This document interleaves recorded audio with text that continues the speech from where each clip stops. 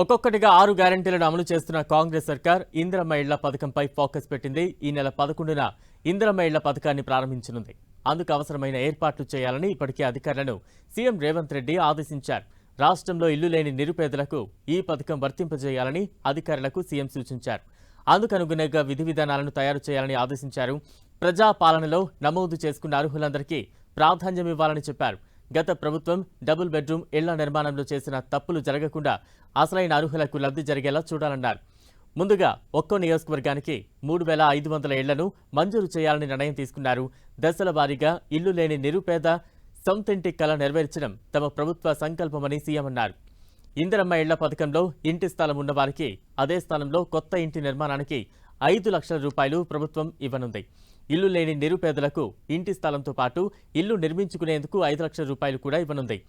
ఏ దశల్లో ఈ నిధులు విడుదల చేయాలనే నిబంధనలను సిద్ధం చేయాలని అధికారులకు సీఎం సూచించారు. లబ్ధిదారులకు అందాల్సిన నిధులు దుర్వినియోగం కాకుండా కట్టుదిట్టమైన మార్గదర్శకాలు రూపొందించాలని ఆదేశించారు.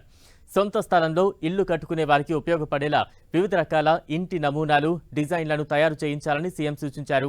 లబ్ధిదారులు తమకు అనుగుణంగా నిర్మాణం చేపట్టినప్పటికీ తప్పనిసరిగా ఒక వంటగది, టాయిలెట్ ఉండేలా చూడాలని సూచించారు. ఇంటి నిర్మాణాలను పర్యవేక్షించే బాధ్యతలను వివిధ శాఖల్లో ఉన్న ఇంజనీరింగ్ విభాగాలకు అప్పగించాలని సీఎం సూచించారు. జిల్లా కలెక్టర్ల ఆధ్వర్యంలో ఇంజనీరింగ్ విభాగాలకు ఈ బాధ్యతలను ఇవ్వాలని చెప్పారు.